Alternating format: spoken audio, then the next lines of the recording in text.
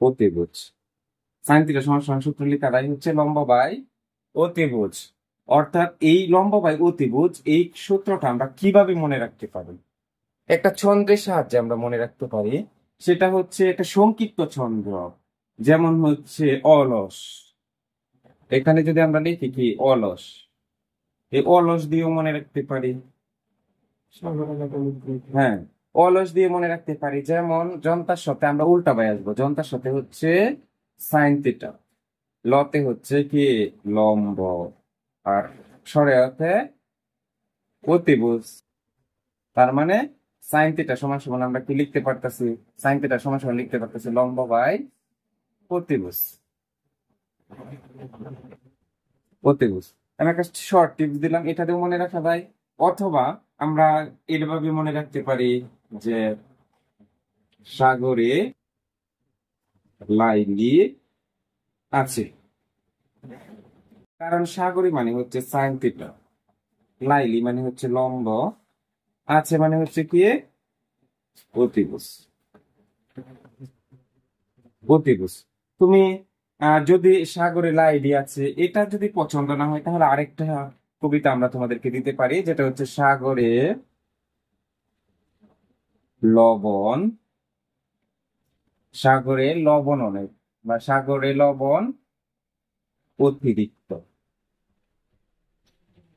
সাগরে লবণ অতিরিক্ত, ঠিক না?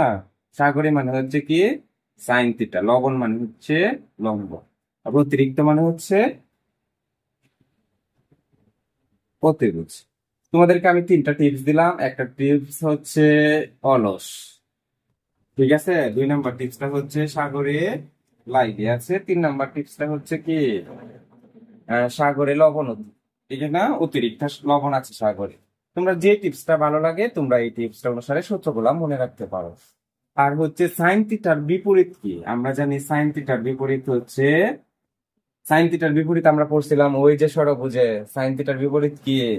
হয়তো সবাই বলতে পারতেছো। হ্যাঁ, সাইন থিটার বিপরীতটা হচ্ছে, সাইন থিটার বিপরীত কোসেক থিটা। Cosec theta. তার মানে সাইন থিটা সমান সমান যদি সূত্র পড়ছিলাম আমরা লম্ব বাই অতিভুজ, তাহলে কোসেক থিটা সমান সমান আমরা সূত্র কি পড়বো? সাইন থিটার সূত্র ছিল কি লম্ব বাই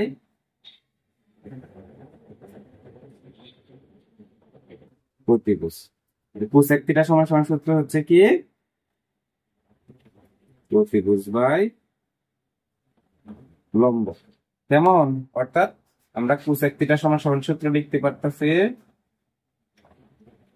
অতিভুজ বাই লম্ব।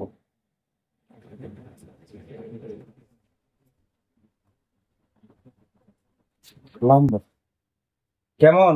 এগুলো হচ্ছে সবাই কি উঠায় নিবা। হ্যাঁ, সবাই তাহলে এটা একটু উঠিয়ে রাখবা, হ্যাঁ, যাতে খুব সহজেই তোমরা ত্রিকোণমিতির সূত্রগুলো মনে রাখতে পারো।